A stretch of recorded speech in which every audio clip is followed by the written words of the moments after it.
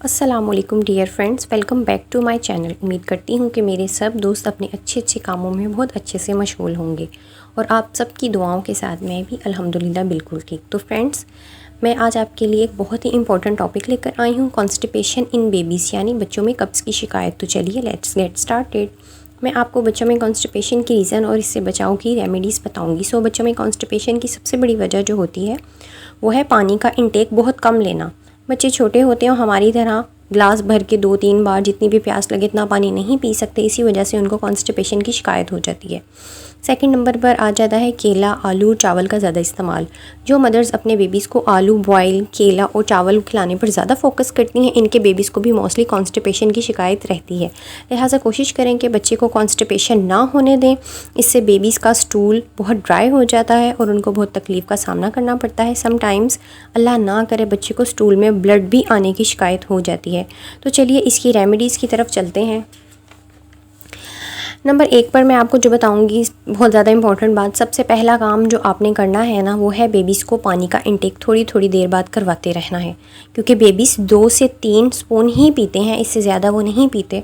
एक टाइम में अपने बेबी को हाइड्रेट रखना है, अपने बेबी की बॉडी को। तो ध्यान रखें कि आप इनको दिन में 3 से 4 बल्कि 4 से 5 बार एटलीस्ट उनको पानी का इंटेक करवाएं। ठीक है, ओके। देन सेकंड नंबर पर आ जाता है बेबीज़ के टमी पर आपने सरसों के ऑयल से मसाज करना है। दिन में 2 से 3 बार मसाज हल्के हाथ से करें और नाफ में भी सरसों का तेल डालें, दिन में और रात में सोते टाइम भी। और अगर ज़रूरी महसूस हो ज़रूरत आपको, तो आप उसके पखाने की जगह पर भी सरसों का तेल लगा सकते हैं, इससे उसे स्टूल पास करने में आसानी हो जाती है। ओके, थर्ड थिंग आ जाती है हनी का यूज़। अब आगे मौसम भी चेंज हो रहा है, तो आप अपने बेबीज़ को ½ टीस्पून हनी दे सकते हैं ईज़िली। इससे बेबी को स्टूल पास करने में बहुत आसानी हो जाती है। बट ये गर्मियों में बिल्कुल मत दीजिएगा, गर्मी के मौसम में ये यूज़ नहीं करवाना बेबीज़ को। ओके, अब फोर्थ थिंग आ जाती है बेबीज़ में। बेबीज़ की डाइट में आपने बॉयल वेजिटेबल्स और फ्रूट्स लाजमी शामिल करनी है, स्पेशली एप्पल। आप एप्पल की उसकी प्यूरी बना सकते हैं, बॉयल करके एप्पल को प्यूरी बनाकर अपने बच्चे को आप इजीली दे सकते हैं। इसका भी बहुत फ़ायदा है और बहुत ज़्यादा आसानी पैदा होती है कब्ज़ को ख़त्म करने में।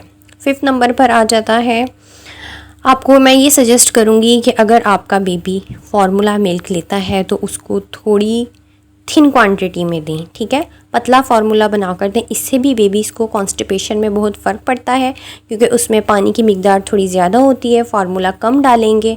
सो आपको इन सारी अगर आप रेमेडीज़ पर अगर अमल करेंगे तो इंशाल्लाह आपके बेबी की कॉन्स्टिपेशन बहुत जल्दी ठीक हो जाएगी। और इस सबको आप डेली रूटीन में यूज़ करते रहेंगे तो इंशाल्लाह रहेगी ही नहीं कब्ज़, उसका पेट बिल्कुल ठीक रहेगा, ठीक से अपना पखाना अपना स्टूल पास करेगा।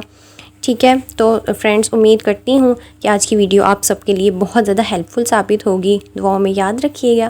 Thank you so much. Thanks for watching my video. अल्लाह हाफिज़।